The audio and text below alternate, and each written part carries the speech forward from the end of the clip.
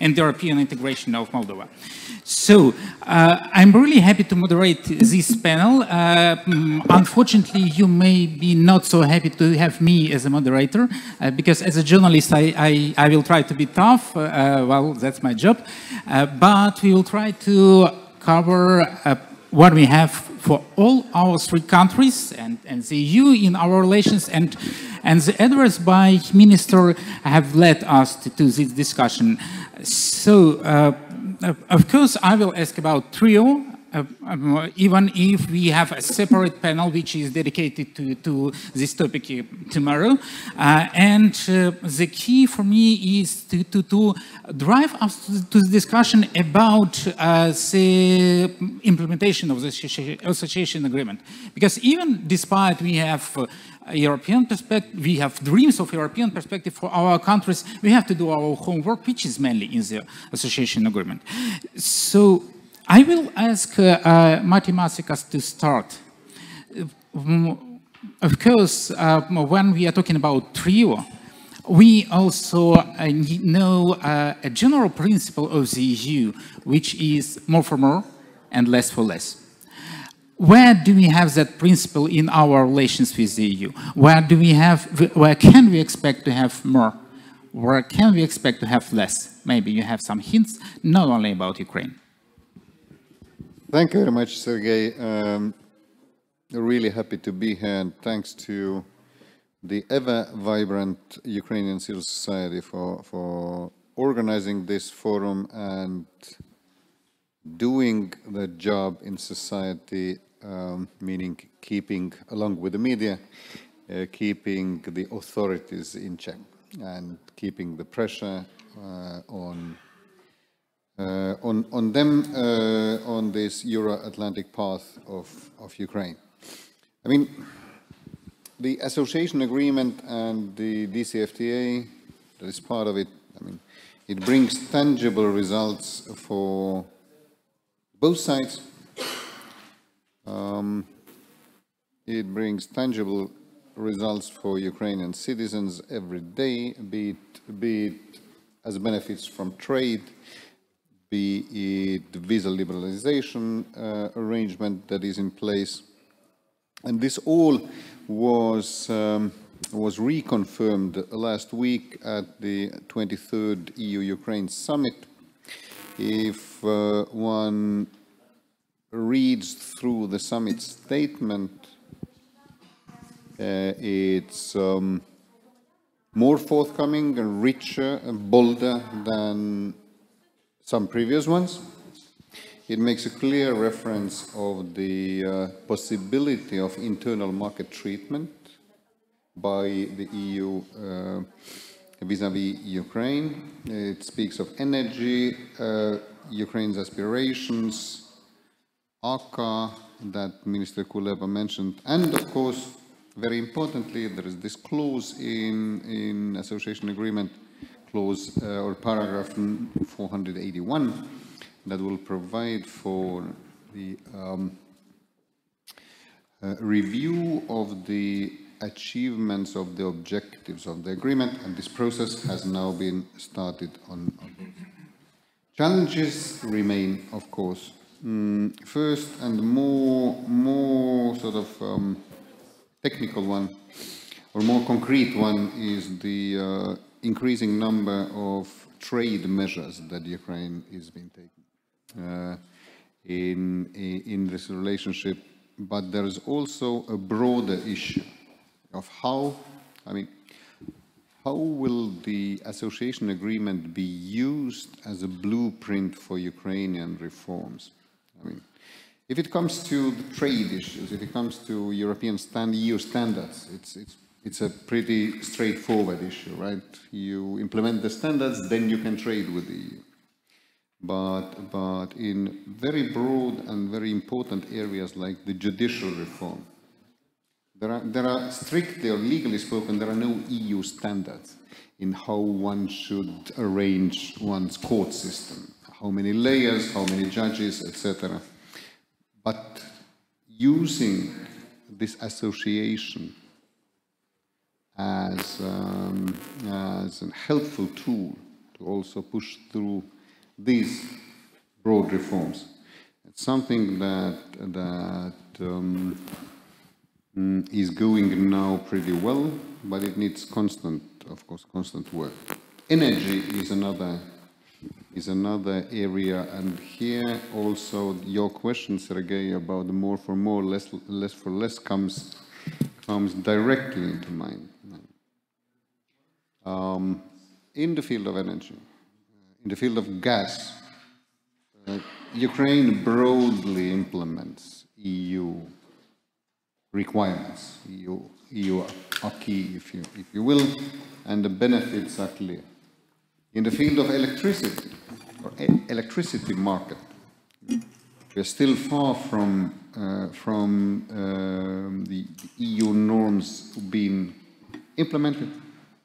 And that would also mean that the synchronization of Ukrainian electricity grids with the EU ones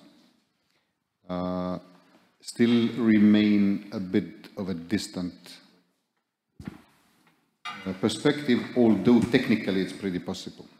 But you need the functioning electricity market, a regulator, real regulator in place, you need the de-oligarchized electricity market, etc. So there's a good example from the field of energy of more for more and less for less, if you will. Thanks. Yeah, thank you, Ambassador. I promise you to return to that question of more for more and less for less in further discussion, but I feel that you are already driving us to the idea that we should probably discuss not only association agreement, but also other spheres of our cooperation, because when it comes to electrical energy, it goes a bit further, I guess. But now we go to Natalia with her reflection. As we are now in aftermath of the EU-Ukraine summit, it is necessary, I guess, to reflect also what Ambassador has just said, that now we are considering a full review of the situation. I remember very well that even 2 years ago, the EU was very reluctant to talk about that. Now we see that in official document. So maybe you can be proud of something, maybe you would like to focus on something in that regard. Yeah, thank you very much. Really, during the Association Council in February 21, the parties agreed to hold this comprehensive review, and each party really did this on the side as a recommendation for the joint negotiation. And I think that this 23rd summit that we had recently really became a very important milestone for this, because we agreed that during next summit, the parties will present a joint review, which I hope also will be a kind of roadmap for future steps, how to go beyond the existing agreement, or not limited to existing agreement, because it was concluded, as the minister said, and also Ambassador mentioned, in the time where we were not living in this reality, also globally, internationally, because of COVID, because of hybrid threats, and so on and so forth. So I would like to say that we have published already the report of Ukrainian side on our European integration portal, so it's downloadable. You can download and read it. And I hope that will be the real base for our common work with the European Party under the committee, association committee, where we will do this joint review and present it with the next summit.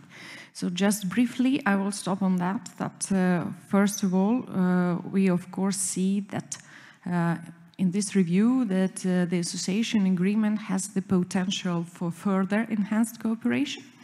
Now we already have become an active participant of many EU agencies and programs, which also became a kind of a connector between our agencies, which is really important in our routine work and better understanding. We have established several new dialogues for example, high dialogue on the European Green Course, the critical raw material dialogue, and of course we had joint actions to combat the effects of COVID-19.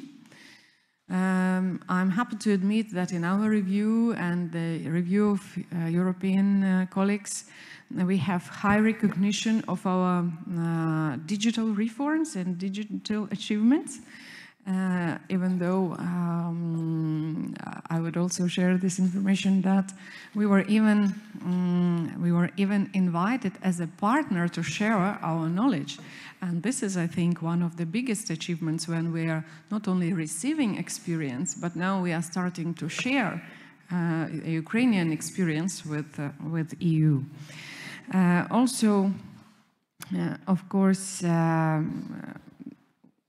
European Union provides us with significant financial assistance, which is very important for us. And I think that the review of achievements should become for us a kind of a guideline to release the full potential in cooperation between Ukraine and the EU, such as further liberalization of trade in goods. Our business is asking for that all the time, including the updating of the agreement in tariff parts, according to the Article 29. And of course, Ukraine expects the revision of EU tariff quotas in line with the current state of Ukraine's production and export potential. About achievements themselves. First of all, I would like to say that we have harmonized our horizontal legislation with EU law and adopted almost all framework laws in standardization, metrology and accreditation, which we think is a very big achievement. We have implemented 25 out of 27 technical regulations, which is speaking for itself, so it's quite a lot. In order to implement the authorized economic operator program in Ukraine, a relevant law has been adopted, which has simplified the custom formalities, also important for us. Regarding energy, what Ambassador said, I would also like to reflect here, using the principle more for more that we've been discussing. According to the Energy Community Survey, which is also a public one, where you can see, Ukraine has fulfilled 84% of all commitments on the natural gas market.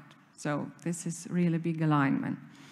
And also, I would like to say that the Ambassador said that we are far in electricity, but I would say we are not far. We are in the middle of the way, because the but the survey of energy community, not even the Ukrainian survey, says that we have implemented 49% of our electricity commitments. So it's 1% before the middle. And of course, we have fulfilled all our obligations for the conclusion of agreement of conformity assessment and acceptance of industrial goods. Already it have been mentioned twice today, and the three priority sectors are low voltage electrical equipment, electromagnetic capability of equipment, and machinery. And one important milestone also, that we have achieved a good result in the field of inland water transport. Last year the framework law was adopted, and now the secondary law is under adoption. So this was the real reforms, and we expect that hopefully during the next year the same will happen to railways. Of course, I know EU side is also expecting this very much from us. But in the end, I would like to say that we really believe that the dialogue between EU should be not only on the bilateral level, but also on the level EU plus associated partners, because we have to align our aspirations and expectations and achievements and share very much how do we achieve this or that steps. So jointly and commonly, like the Minister of Foreign Affairs said today, we can do the ambitious things. Yeah. So on this, I will stop. Thank you very much. Yeah, for sure. And just to set rules and to explain how do we work, I would like to transfer our panel not just to a set of speeches, and now I see that we are quite successful to make it a dialogue. So now I will shortly give a floor to Ambassador. Then every single panelist will have an introductory, and then we will discuss these introductories, because I see that sometimes it is overlapping or have some contradictions. So please feel free, if you see that you want to reflect on something, just give me a hint, and I will broke the order. So Ambassador, please. Thank you very much. Two short comments. First of all, maybe for those who are not dealing with these issues on a daily basis, this review process that has been launched does not mean reopening the agreement for new negotiations. It's an inbuilt clause that says that provides for the progress on how the objectives of the agreements are being achieved and what can be done within the framework of the existing agreement. And secondly, I commend the Ukrainian prozorist transparency of already having published your assessment part. The EU is lagging a bit behind here. Thank you. Yeah, thank you, Ambassador. So Natalia have set quite a high level of details. But as a blunt journalist, I always used to focus on political topics.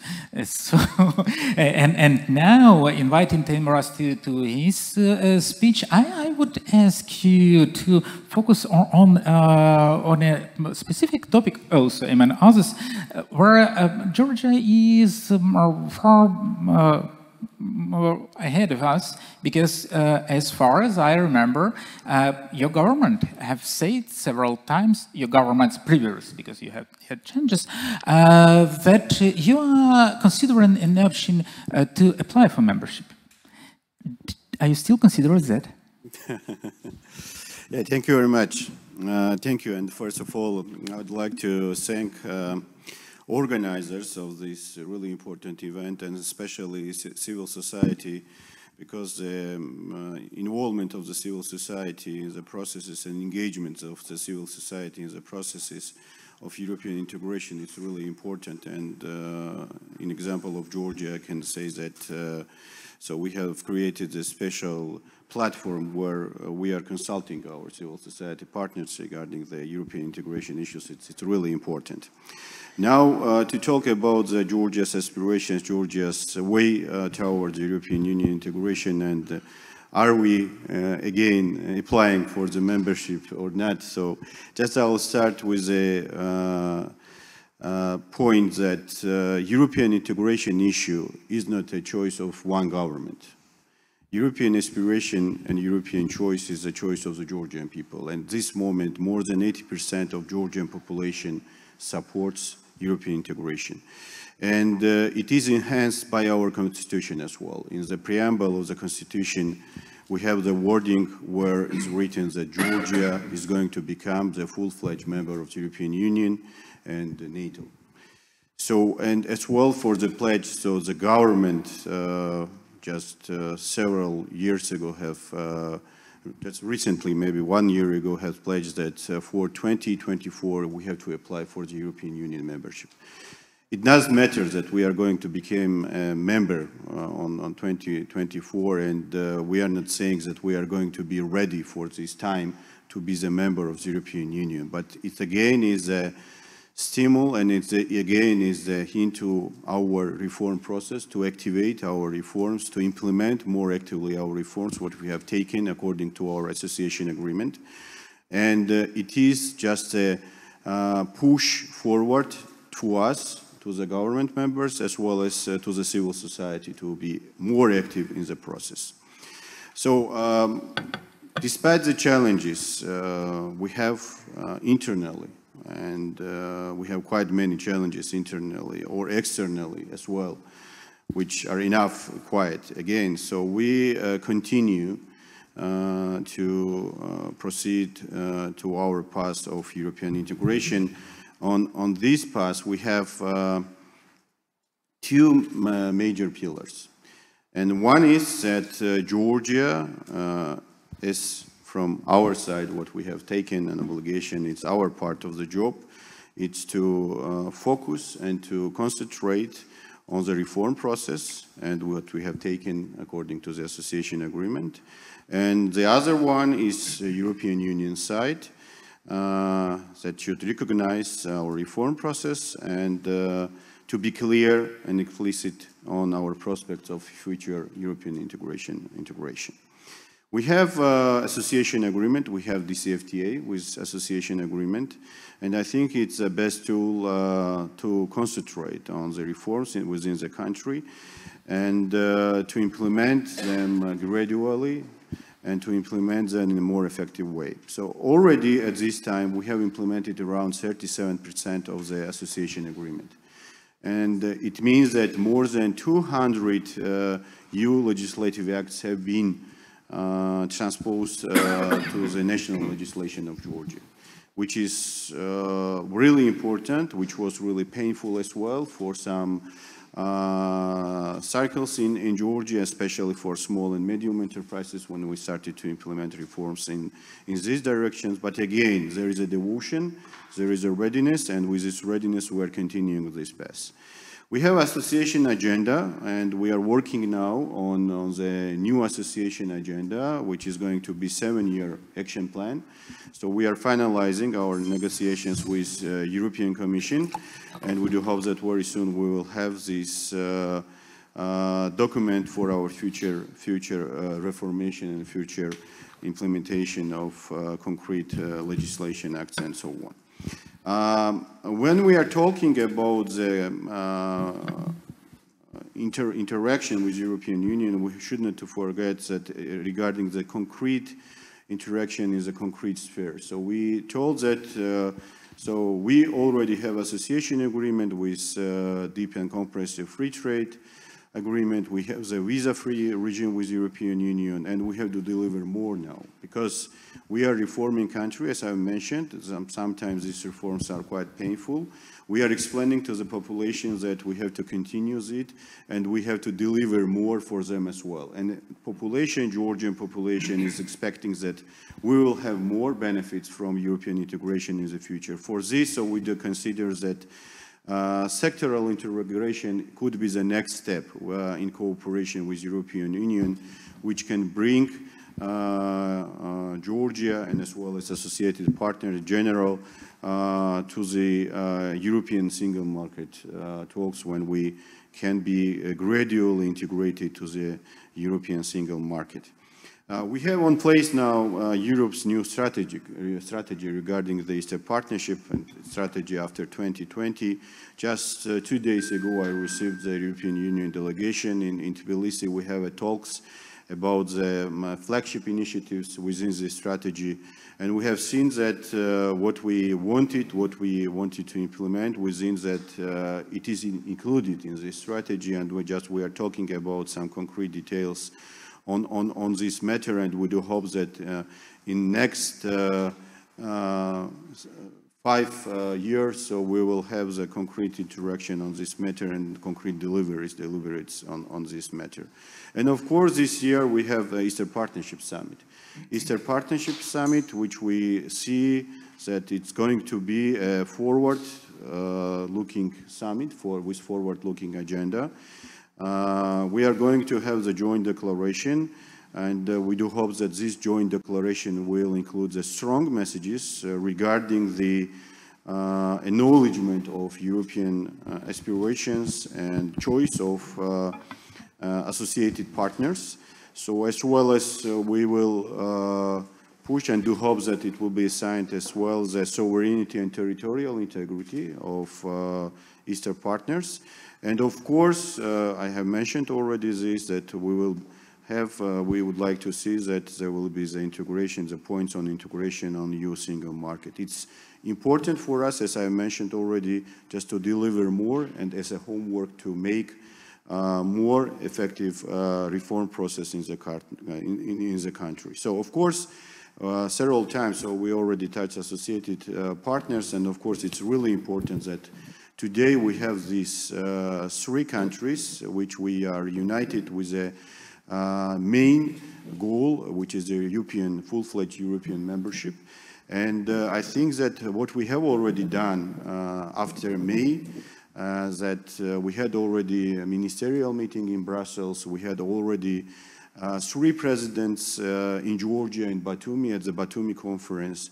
So we are going to have very soon the visit of our prime ministers to Brussels as well, and just tomorrow, as minister mentioned, our prime ministers will have some phone conversation on this matter. And of course, our ministers as well are going to travel capitals of the European Union to deliver more in this issue. I think that it's really important that till the Eastern Partnership Summit, we have to deliver more, and we have to deliver our messages to our partners that Associated Trio is for the Eastern Partnership, Associated Trio is for the strong Eastern Partnership, but Associated Trio, again, is for this differentiation and more for more principles. So I think that with this in mind, with this in our backs to implement the reforms, we will succeed and make future interaction and future Eastern Partnership Summit really effective. Yeah, thank you so much. So I would like to ask every of us to consider answered my next questions while Andrei will be speaking about ways or ideas that you can take from another part. I mean, it is not for the ambassador. Ambassador would rather reflect on everything. But I think that even during this discussion, we have heard some ideas that that are not so visibly present in one country, but is present in another. But now, I will invite Andrei to the floor with a specific question on Moldova. We see changes there. We even see that in a principle more for more, which is reflected by every single panelist, Moldova has chance to become the EU darling. It is possible. And what do you expect from the EU to get with this more for more principle? What do you see as a feasible more for more like proposal? Welcome. Sergiy, thank you very much. Everybody thanked organizers. I would do, but I also say that because of the setting of this event, it's hard to concentrate. Elena and Alexander, there are so many friends in every part of this conference that it's hard indeed to keep focus, and focus would be an important subject of my intervention. I don't recall another event before, even before pandemic, where so many friends of from our 3 countries and the friends from European Union will be present at the same time. Tomorrow, as Minister Kuleba mentioned, the official visit of our Foreign Minister Nicu Popescu starts to Kiev. He is on his way already to Ukraine. And he'll be accompanied by the newly appointed Deputy Foreign Minister, who was appointed last week, Ruslan Bulbochan, former ambassador of Moldova to Ukraine. And this is for the first time in the history of Moldovan diplomacy when an ambassador, former ambassador in Kiev, becomes Deputy Foreign Minister, and he'll play definitely a key role in promoting our interest and taking advantage of this huge historical opportunity Moldova faces. You know, the biggest takeaway from my short introductory words, I'd like to tell you, while Sergiy spoke about changes, Moldova faced so much changes and instability in the past that people are really tired of changes, particularly when these changes were marred by rampant corruption and setbacks on democratic reforms. People were tired of this, and people voted gave a landslide victory to the current government, which has a very strong mandate for internal reforms. And the ambition in our case now, it is focused on delivering on people's expectations in terms of the quality, depth, and sustainability, and hopefully irreversibility of internal reforms. I just counted. I have a small kid, he plays with a kaleidoscope, you know, when you change perspective and there is endless combinations of patterns. Well, if you look at Moldovan past 12 years, you'll see some 13 different combinations of parliamentary majorities, government, president, oligarchs, vested interests, MPs changing, parties tilting. Indeed, from 2009 to 2019, there were 7 such changes. But after 2019 elections, hard to believe we had, after February 2019 elections and till our July early parliament elections, we had 6 different combinations of power in Moldova. Well, now, after we have the line of president, landslide parliamentary, 63 parliamentary majority, and government produced by one political force, shared by the same vision, which received the same mandate for internal reforms, there is a hope that it will give more sustainability to our efforts. And the word focus is very important. The focus is on internal reforms first, but the spearhead is justice reform and fighting corruption. These are the 2 key dimensions which go hand in hand. And on our success to bring palpable results, first of all, for the people to see the positive difference in these key areas, will very much depend the strength of our arguments with the European Union while we're striving for next stages in our European integration process and hopefully getting European membership perspective together with our 2 partners in the association trio. If this would not be the hard task enough, it is being conducted in the atmosphere of fighting a pandemic, and plus now a looming gas crisis, which complicates very much the equation. Sergiy asked about what our countries can learn from each other, and indeed the association trio provides not only a valuable platform for voice multiplication in our dialogue with our reliable external partners and first of all with the European Union. The association trio provides also a valuable platform for informal sectorial consultations and mutual enrichments. Lessons learned by our 3 countries in various areas of reforms, not always, positive lessons. This is a way to share in a very kind of like peer review between 3 of us. And I think this is the way also for each of us to bring to the table the best practices, the best strategies, lessons learned, and help internal reform process in each of our 3 countries, which absolutely is an indispensable prerequisite that will strengthen our positions in our dialogue with the European Union and advancing us on the path towards European integration. Next week, Moldova holds its EU-Moldova Association Council in Brussels. The 7-year association agenda 2021-2027 will be approved at this event, and it will set indeed the blueprint for organizing, structuring the process of internal and sectorial reforms. And once again, the mandate the current government received was basically not based on the choice between East and West. The elections were won in a landslide, largely based on the agenda of domestic reforms. And to succeed here, we have to be able to concentrate on the one hand to make the process as inclusive as possible and to bring on board as many segments of our society. So the division line goes inside between basically people who want Moldovan modernization, advancement towards European values, towards normal life, towards good governance, independent justice, rule of law, and the crooks and vested interests who resist this. And the system, the oligarchic system, was built for over a decade. And this government has only 2.5 months.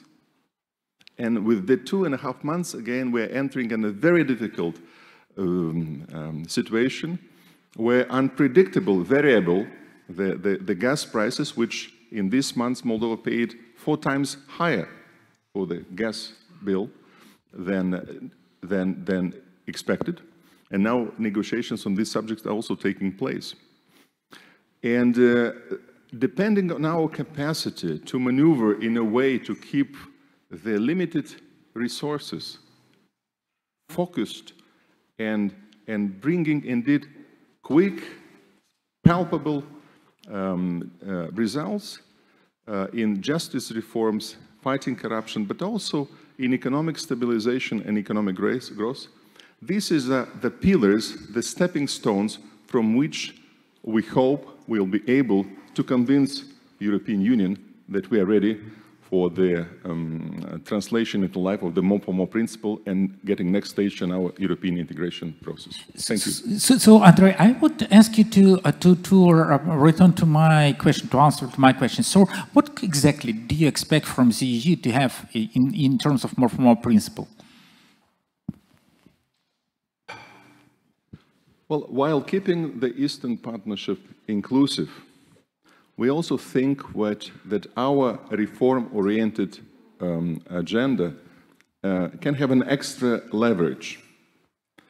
As Minister Kuleba mentioned, the reform process succeeded in our wider Western, for this matter, neighborhood, largely due to these countries, accession countries, having a clear European perspective. And they were being able to use this European perspective as a helpful leverage, which will be a strong ally of the reform-oriented forces within the government and outside the government, over the vested interests. So society in this screening, in these progress reports, would see clearly who is the blocking force preventing these countries from advancing towards European membership. This helped a lot. We understand that right now the environment is not the best to knock at the EU door for this. And that's why we turn our focus inside. There is another reason for this, why we are more modest in terms of our rhetoric about European perspective, applying for candidates, is because we went through this phase 10 years ago, when we were, as Sergiy said, we're darling, we're star student in the class, and we no longer use this kind of measurement. We realized that in spite of clear achievements, association agreement with DCFTA, its part, visa liberalization, which we got first in 2014, behind the big European flag and very nice rhetoric about civilizational choice, very nasty things happened, and the $1 billion was stolen from our budget. And it was done under the cover of very vocal European integration rhetoric, and therefore many people are cautious and concerned when they hear words and do not see them reflected on the ground. So the government changed the sequentiality. We'd like to first deliver on the ground, and we are confident this will significantly strengthen our positions in dialogue with the EU, and a European perspective, when time will come, will be an enhancement of this, a booster, a modern word right now, for our reform agenda. Thank you, Andrei. So, as I promised, now we are coming again for the next round, and then I will transfer a possibility to ask questions to our audience. And Andrei have already started to reflect to my question about what is common and what can we learn from each other. But let's try to make that round.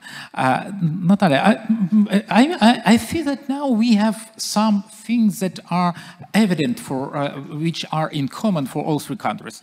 It is Judicial? Judicial reform as a priority, yes, indeed.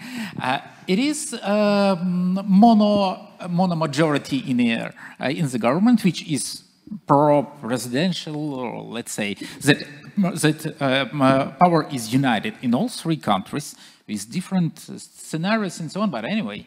And all of us do want to have membership, but not everyone is willing to push it the way as Georgia wants. So what do you see that we can learn from each other? Maybe Ukraine is going to consider application to the membership, maybe some other ideas, and of course the technical things as well, like association agenda and so on.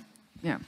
So, yeah, thank you for these questions. I will probably not answer about our aspiration on application, yeah, because I think we are moving very well, and our joint assessment will show that during the 5 years or 6 years we have done significant progress in specific areas. And of course, what I see in common, like I said, that we have common challenges is judicial reform. And I think it's not only a matter of laws, but it's also a matter of accepting the changes in mentality of people, because whatever reforms, whatever laws are adopted, there is a group of people always in the country which gives a resistance. So it's acceptance, it's in here for the society, and then the reforms that are already on paper will work in the real life. So this is the common challenge, and I think we can learn from each other very much. Also, I know that Georgia is a very reformative country. We've been excited watching you, and you were kind of reform mind leader, yeah, for our nation at some point. So really, this is very important. Regarding our common expectations, I would say, I also find a lot what my colleagues said, and especially in the speech of my Georgian colleague, when we are talking about aspiration in our sectoral relationships. I think this is also something very important for Ukraine in energy, transport, environmental sector, so on and so forth. Why? Because we all need this sustainable economy, and our business needs to see the light in the end of the tunnel. They need to understand why they have to comply, so what will be the benefit for them, and we need to find a way how to show them what will be the benefit, because we all understand that European business already complies, so they don't need to invest so much to come to Ukraine. It's very easy, we are always welcome. But our business needs to comply, and it requires a lot of investments, and we want these investments not only from foreign countries, from EU countries, from other parts of the world.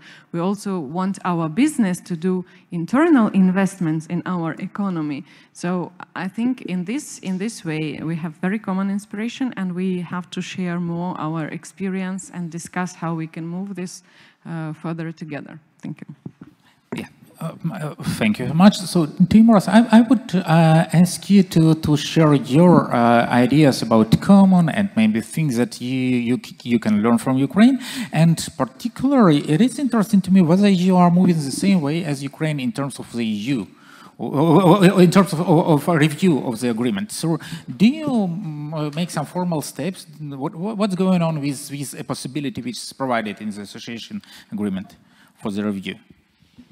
So as I mentioned in my intervention, so association agreement, it's not only some agreement, but it's really a guide for the reforms. And when we are talking about the implementation of association agreement, so I have already mentioned that we are not only fulfilling the articles of the association agreement, but as well the reforming the country.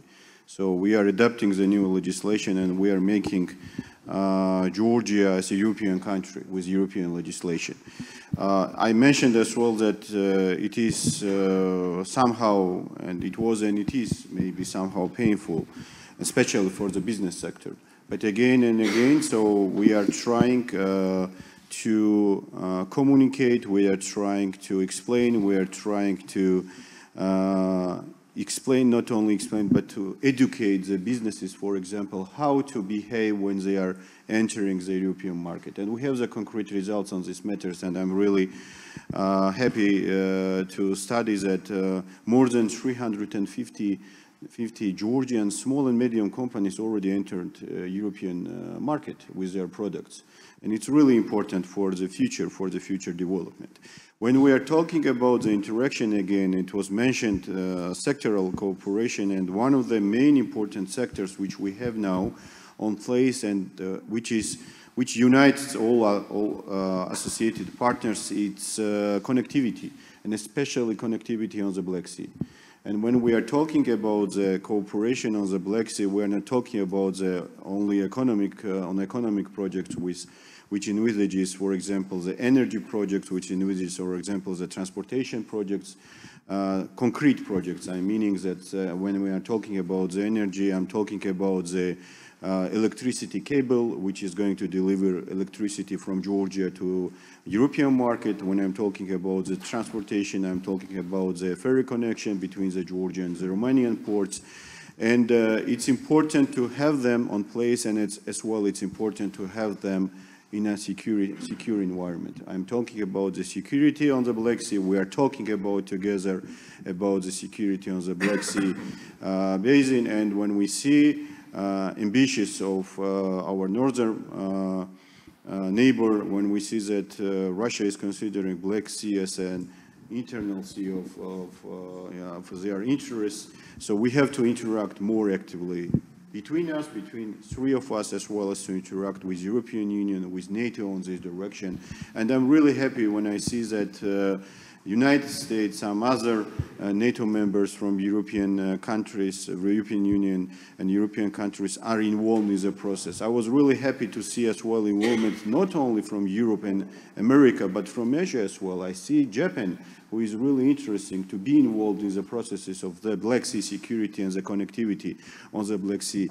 Why I'm mentioning it? Because it's a global attitude toward our region. It's a global view. And I think that we associated partners, I think that we associated trio are going to be the really important point in the processes when we are talking about the global economic interaction and global security. Yeah, thank you. Andrei, you have already started to reflect to that. Do you have some add-ons on similarities and differences between three and what you can learn?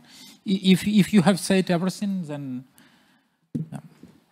Notwithstanding the many similarities, but I think it's a common point that in terms of energy dependency on one single source and vulnerabilities associated with this, Moldova is in a special position. And right now, I said the government is only 2.5 months into it. The plan was to focus decisively on advancing internal reform agenda with a focus on justice reform and fighting corruption. And here, a situation which a variable and unknown came to the picture, and it very much complicates and has a potential to become a serious distracting and aggravating factor, which will also impact on the state of public opinion when many households in Moldova were paying more than half, I repeat, more than half of their monthly income to pay the heating bill in the winter. And now the heating bill will increase 3 or 4 times. It doesn't work. So we have started this process while we are negotiating with arguments with the source of gas we are getting from Russia, but also we are talking to our partners in the European Union and Ukraine. And Minister Popescu's visit tomorrow, and he again will be accompanied by Ruslan Bolbochanu in his new capacity as Deputy Foreign Minister, will include, apart from usual diplomatic visits and highlight, of course, meeting with Minister Kuleba, he will have a meeting at Nafta House to speak. Ukraine has huge gas reserves. Many gas is already committed.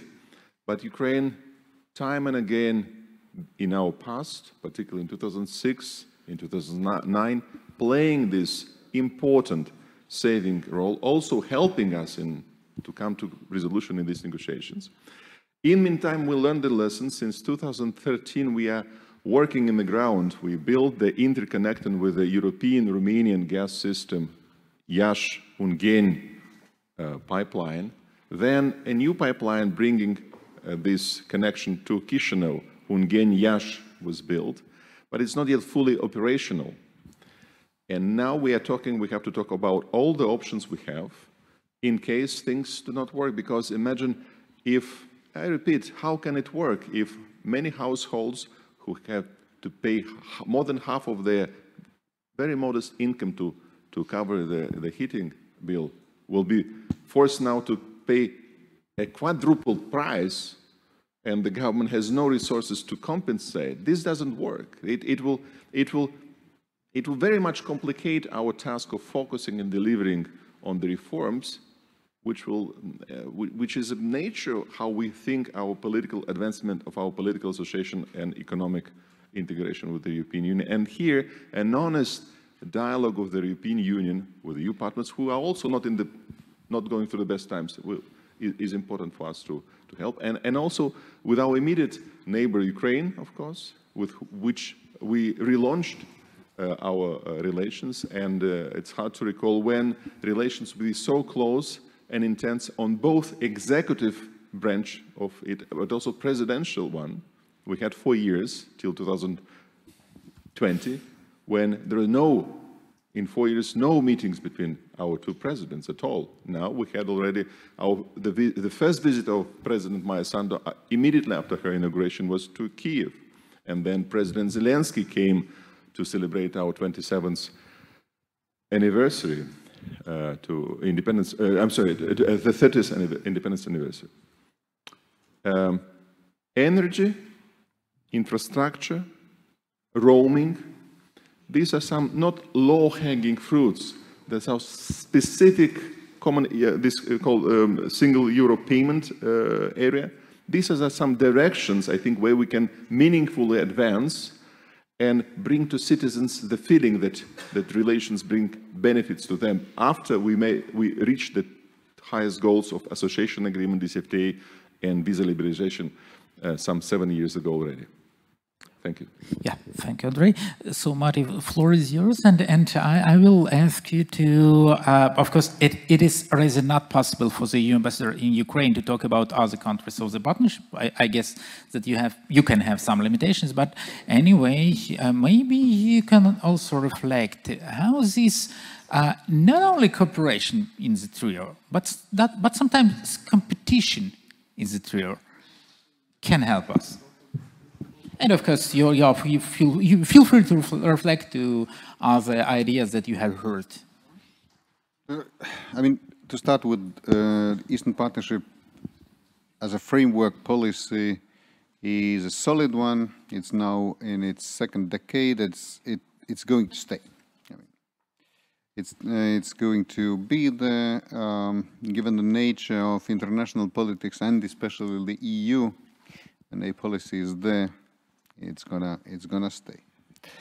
And the beauty of whole European neighborhood policy is that in the end, it's bilateral policy.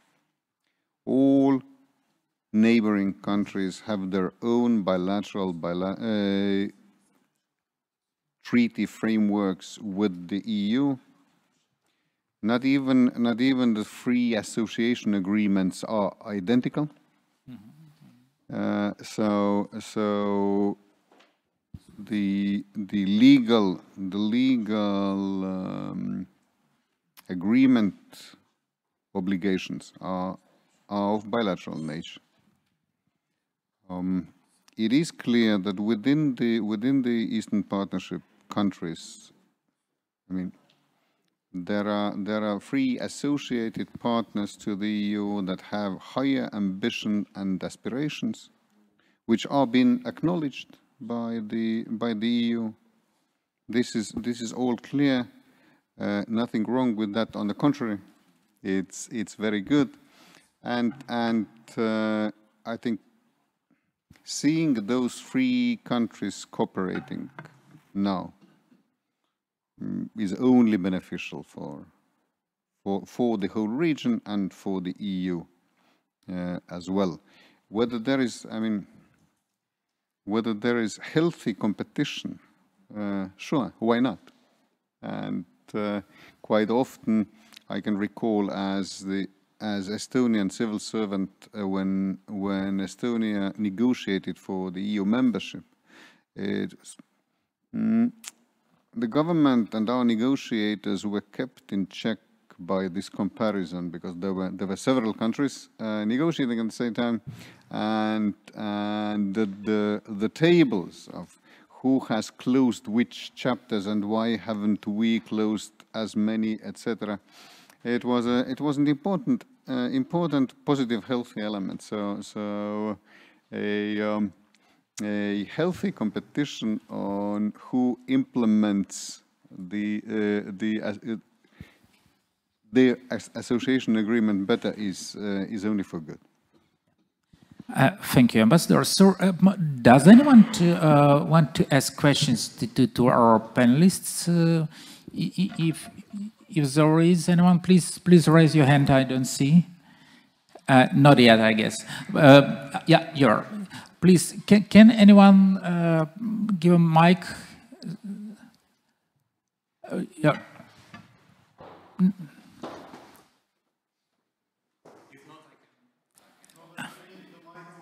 For the translation and for broadcasting, yeah, you can take mine. Yeah, it is super. Here it is. Hello, my name is Iulian Chifu. I'm the president of the Conflict Prevention and Early Warning Center in Bucharest. And since you've addressed this idea of revision, of looking back into the association agreements, and I would like, yes, we have actually the clarification of the ambassador, but maybe I was thinking maybe you can underline what would you expect, what would you change in the association agreement, what is the things that you would like to, I don't know, adapt, if you want to put it diplomatically. What doesn't fit or should be better adapted to what is happening today? Thank you. Well, I don't think we will revise the association agreement itself, but we see already now the upcoming issues. First of all, they were already mentioned. This is energy security, hybrid threats. We all need light in the sectoral cooperation, like I said. So we need to show this light to our sector representatives. And of course, not only energy security, but we would like to increase cooperation and EU presence in the missions on the map of Ukraine. Also, maybe somewhere around Black Sea, because Black Sea is a hot agenda for our countries, and we see why it's hot, because there are a lot of things going on the annexed Crimea, and all these were not all these things were not our knowledge when we were negotiating the association agreement some years before. So the reality simply has changed, and we have to adopt our joint efforts to the changed reality. That's the main thing. Does anyone want to reflect on it as well? Yeah. Okay. So then, while people are considering possible, is there anyone? No? Yeah. Welcome. Hello again to everyone. But perhaps you wanted to answer to the previous question. No. Okay. Or comment. If not, then let me put my question. I'm Patak Aprindashvili, representing Judicial Reform's Associates, and I'm really proud, of course, to be a part of a history, and to be a part and to contribute from the civil society's side to establishing association trio, at least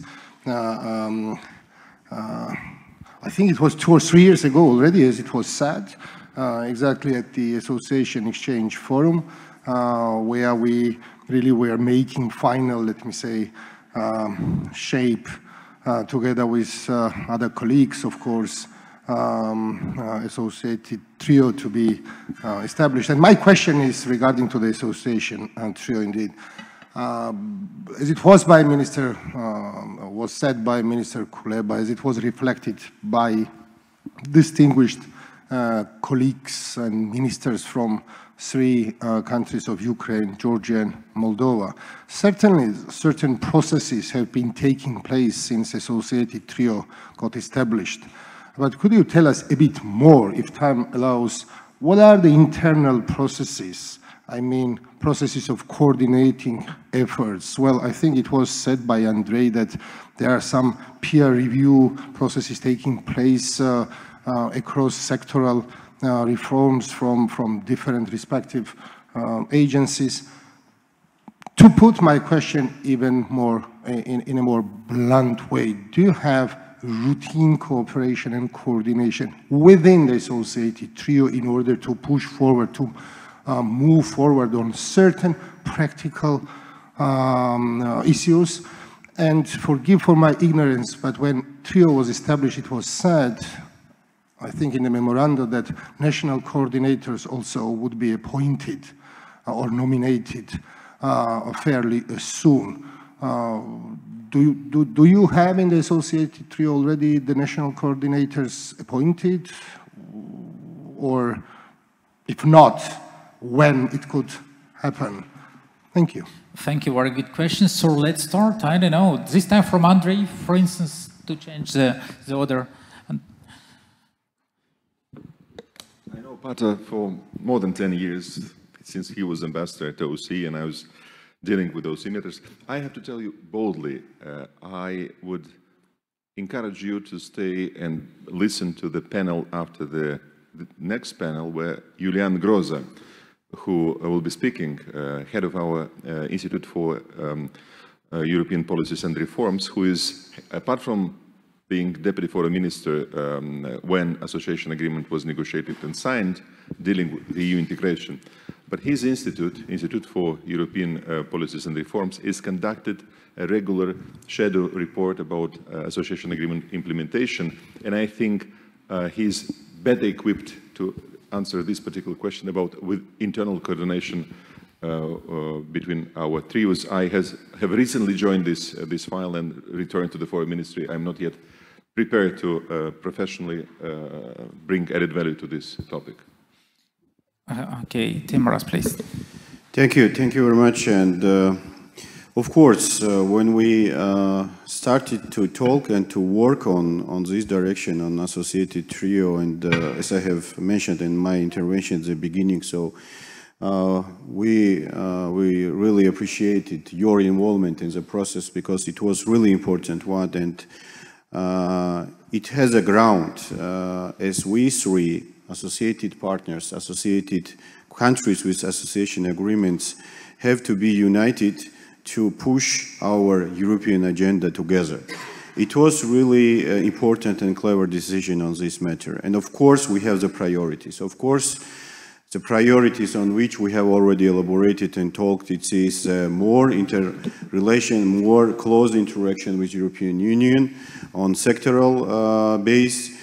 Of course, we have a problem of our territories which are occupied by one force, and we have to cooperate to interact more on this direction. Of course, we have one goal, it's European integration, and we 3 are united with European aspirations, and we are united with this goal as well. And of course, the formats which we have already created in this trio format, which is on the level of the foreign ministers, which is on the level of the prime ministers, which is on the level of the presidents, it's really important, and it's really important to interact in these formats. My proposal, my personal proposal, was to my colleagues as well to have some more cooperation on the working level? Would it be at the deputy minister's level? Would it be at the Directorate General's level? Would it be, I don't know, on the experts level? But interaction is necessary. Interaction, more active engagement is necessary. And I'm sure that in the future we will have this interaction at the level, as I have mentioned, would it be on the deputy or the Director General or the experts level? But we will have it, and we will, I think that we will manage quite many things on this direction, because itself, format creates possibilities to interact and to cooperate. Thank you. Yeah, thank you. Natalia, I will complicate the question to you, because it would be easier to you to say that you're newly appointed, but you had an experience. I have no chance anymore, yes. Yeah, but you had an experience working on the sector of transport, which is also about cellular connection and roaming and so on. So did you see some kind of cooperation in the trio working in a sector, not in coordination? Yes, yes, of course. First of all, in connectivity, that's obviously. In transport, in maritime transport, road transport, etc., etc. Then, of course, in energy, Ukraine has the biggest gas stocks in Europe, and we have been discussing that our cooperation will be now using this new reality of energy threats and unstable situation. We will go in very specific dialogue with you how we can use this stock capacities. And I think this is something where all associated countries can benefit from, and EU can benefit from. So we will try to be to use our capacities to bring safety and security, you know, in this issue. And of course, here we also hope that our European partners will not hesitate in this dialogue and support us very much. And we are already cooperating all the time. I would say that, of course, this trio is something that is newly established. We all understand that. And formal procedures are usually very long everywhere. But, for example, in Ukraine, we have so-called informal coordinator, the person working in the Ministry of Foreign Affairs, the head of Directorate, which is all the time on this side. And I think that formalizing this thing will be very helpful, just because the tools will be clear. And when you have clear tools, it's much easier to cooperate. But we are already cooperating on a very high level of prime ministers, so it just has to be, you know, lowered down a little bit for routine things. Ambassador, maybe you see some kind of cooperation on a level of delegations. Do you see that the delegations in our trio countries are somehow exchanging views and so on directly, or it goes through Brussels? And if you do not have, maybe that is an idea that can be generated here? Of course, we. I mean, it's fair to say that the EU ambassador to Chisinau and the EU ambassador to Tbilisi are my closest cooperation partners of all EU ambassadors. That's pretty clear, and the exchange of information is works very well and is constant. Sure. Yeah. Thank you. I will use just a moment. I realize now that I used the expression which was maybe not clear when I was talking about gas. So I meant that we have the biggest storage possibilities in Europe. The storage possibilities which could be used, and there is an agreement already on that. Thank you. Yeah, and I will use my chance as a moderator to occupy a mic, and I will ask another question. All of three our countries also have a similarity. We have different instruments to measure implementation of the agreement. These are really different, but they are present in every country. At least it was present during the last forum in 2019. There are some discussions in our countries whether it is useful to measure implementation by persons whether it is even sometimes risky. I would invite everyone to reflect on that. So how do you see that possibility? Do you want to develop it somehow? Do you see that maybe you can learn again something from other countries? Maybe you are lacking something in that instrument, or maybe on the contrary, you see that persons are not working in measuring the association agreement implementation. Andrei, let's start from you again, please. The eating is in the pudding, they say. In our case, the approach of the new government is our biggest judges should be the people who should give marks and who should feel the progress in their lives. And this is the best shadow unofficial report on the implementation of the association agreement. And this is the key argument we are building in our dialogue with the European Union.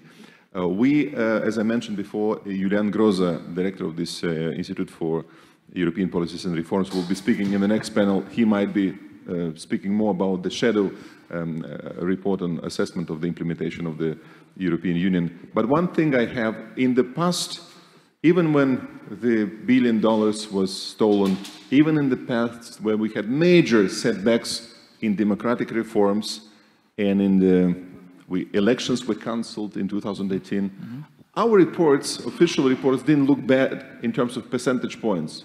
88%, 75%, 92% implementation, you know? And this percentage is misleading sometimes. So rather than using the mathematical tools to measure, we'd like to use the citizens' feeling about how their life is changing to the better, businesses feeling the better regulation environment, better taxation, a level playing field in terms of investment and business opportunities.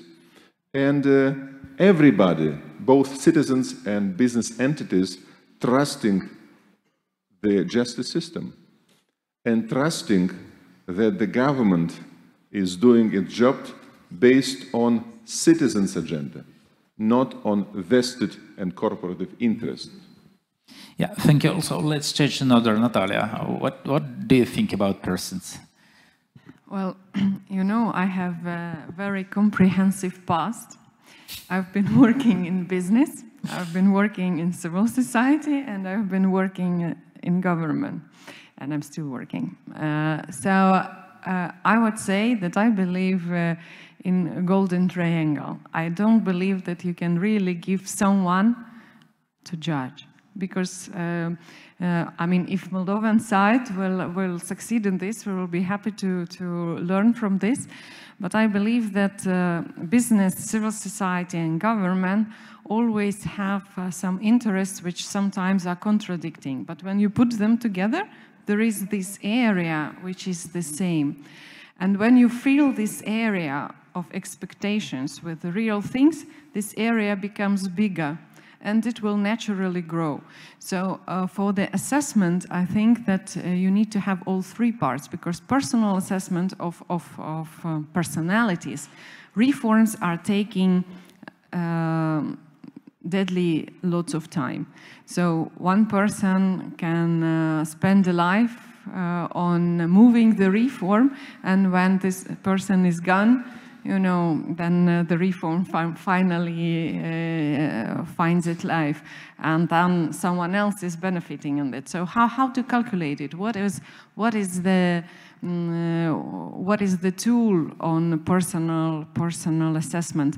It's very difficult to say, but as I said, I believe in triangle. I believe in dialogue where we build trust between three sectors.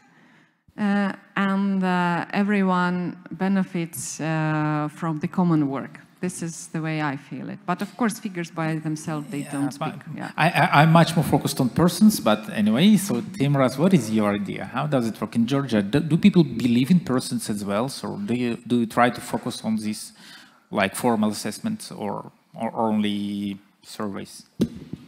So I think, and I agree with my colleagues from Moldova and Ukraine, that the biggest winner in this process is our population. And what we are getting, what the benefits we are getting are really showing to our people that the process of integration, the process of implementation of concrete agreements, would it be association agreement or DCFTA, brings benefits to them. And just a single fact that European Union is the biggest trade partner of Georgia already shows that the process delivers, and the process engages the main rulers of this process, our population. I think that it will deepen in the future, it will be more effective in the future, and we can be already judged and assessed as well from our single citizens in a manner what we have reached for them, so what we have done for them, what the benefits we brought to them during this process, and I'm sure that it will be a positive one. Yeah. So if I may to top, agreeing with everything Natalia said about Golden Triangle, but speaking of figures, there is one figure I would like to share with you. I will not say because I don't have right, but I spoke with a young girl from a family. 10 years ago, she graduated from a good Moldovan school, 7 years ago. Today, 26 out of the 32 colleagues, former classmates, are abroad. 26 out of 32. I don't know what is the exact, but maybe 80%. Last week, I spoke to a group of 15 leading young journalists. And I asked the question, raise the hands, those whose former classmates, more than half left. I think about 1/3, but when I said, when 1/3 left, 2/3 rose their hands. These are the grassroots figures. We should be focused on doing everything to change to first stop and then reverse this dangerous trend, brain drain. And I think, the biggest word which was pronounced 2.5 months, 3 months ago when we had this election, it's a renewal of hope. So we hope that, but we in our past, we also had these moments before, and then the hopes were not backed up by sustainable and irreversible reforms and reforms truly in people's agenda. So I think this is our real game, to make sure that lesser proportion of graduates of our schools and universities would see their potential and future can be fulfilled abroad, not in the country they were born and their families are. Thank you. Yeah, very good idea and perspective. I would ask to let possibility to speak to Stefan.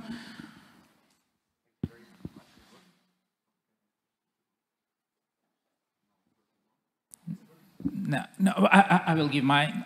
I will give mine. That would be. Yeah, sorry. Stefan Meister, German Council on Foreign Relations in Berlin. I just wanted to reflect also this trio from the member states' perspective. As you might know, in Germany, in the Foreign Office, the former task force Ukraine has been transferred, or has been upgraded, you can say, into a department dealing now with Ukraine, Moldova, and the Black Sea region. There's an internal dispute in the MFA to add also Georgia to this department, and to really focus on the three countries. I have a special department in the MFA focus on the three countries and on the Black Sea region. I think that's a strategic discussion which is also going on in the German Foreign Office, and I think that's really important. I'm somehow also try to push this, and I think we will not have the same attention with the new German government on Ukraine than we had before on the Chancellery's level, I would expect, because this was also somehow a personal issue for Angela Merkel, and it might be the case that MFA is becoming more important with this regard. Yeah, and I just wanted to ask here the colleagues, what would you expect from the member states also with regard to the trio in terms of recognition, in terms of cooperation? Because I think that's also an important issue. And maybe a second question on the Black Sea region, because I think this is now increasingly a debate in Germany, and I'm also pushing this debate because I think this is the hot spot with Russia, which is only growing. And I just see different policies of the EU in the Black Sea region, but no comprehensive approach towards the Black Sea region, no good coordination with NATO, and Russia is really changing the rules of the game in the Black Sea region. And I think this will be linked to connectivity and security, as it was mentioned. What would you here also expect, again, from the member states and from the EU? I think we need really to rethink our whole strategic approach towards the Black Sea region, and I just don't see that this is getting the attention it should have, because I think the instruments, the tools are partly there, but they are not interconnected like it is often with EU policy. So that would be maybe the second question, how to improve this also if you're looking from the region itself. Yeah, thank you. So who would like to address these questions? Yeah, Teimuraz, please. Maybe I can start, yes. It's really welcomed when such an approach already exists at the Ministries of Foreign Affairs of European countries, and what have been taken on the agenda that Black Sea states, Black Sea security already matters, not only to the Black Sea littoral state, but to the wider Europe. It's really important. And it should be welcomed from our side. And I just remembering about 20 years ago I was at the German Foreign Ministry, and just I asked on some conversations that what is your attitude towards the region, and just I mentioned that there is a lack of attitude and a lack of the strategic view to our region, to our countries in the region. And I remember that German diplomats were quite angry, and they told me that, you know, we are spending so much money in some social projects, and you don't want just to seize it, and so on and so on. I was telling another thing, and they didn't understand at that time this, but now there is an understanding at this moment. There is understanding that without the Black Sea security, without the Black Sea region involvement in the global processes, there cannot be the strategic attitude towards the global security and the global development. What is regarding the Black Sea region, and should it not the Black Sea comprehensive approach? Yes, there should be the comprehensive approach. And I'm really happy that what I have mentioned in my intervention, that I saw already that not only European countries, but other players like United States, like Japan, are involved in this process. And would it be connectivity? Would it be security? I'm repeating again because it's really important thing. So I'm sure that we have to interact more on the Black Sea. We have to interact more, and we have to have the strategy on the Black Sea, development.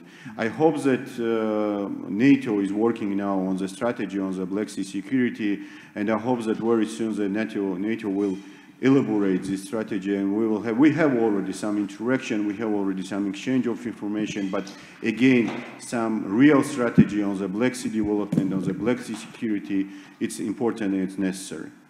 Was there anyone would like to add, or we can take other questions? Yeah, Natalia. Well, of course, you know that Ukraine has a very long shore line on the Black Sea, especially if we keep in mind that we do not accept the annexation of Crimea.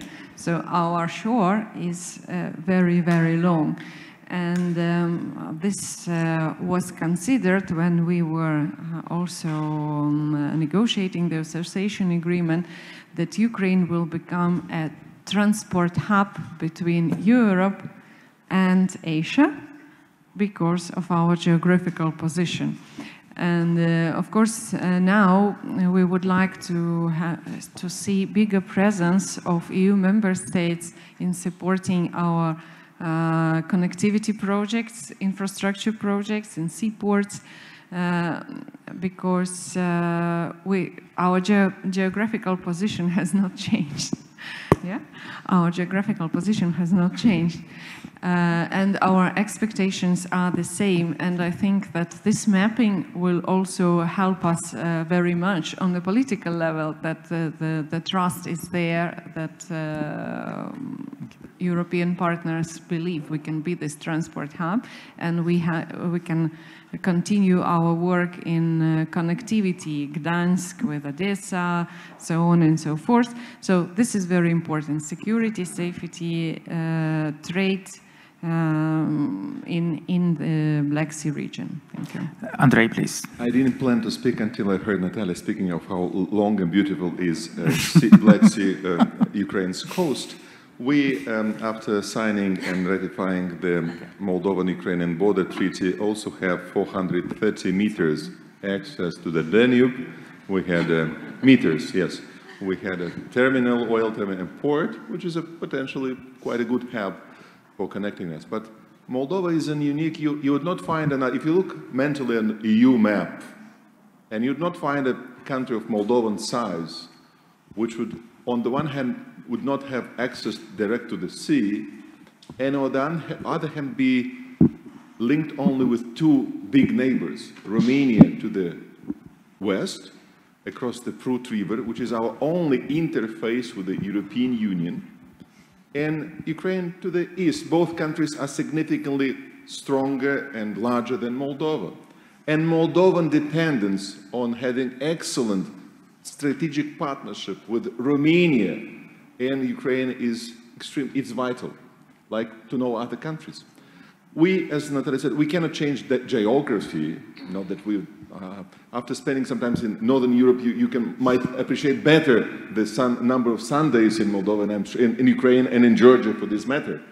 But you can change how close Europe is physically by building better roads, by building bridges, in our case, over the Prut River and Dnistru River, and as a specific deliverable for the Moldovan-Ukrainian renewed strategic partnership, as a result of our president's visit in January and agreement with the President Zelensky, the construction work started and they are very much advanced to building a new bridge over the Dnistru River between Ukraine and Moldova, which will shorten the way from Kiev to Chisinau and vice versa by more than 2 hours. It took us yesterday 9 hours with Julian and Mihai to drive from Chisinau to Kiev, you know.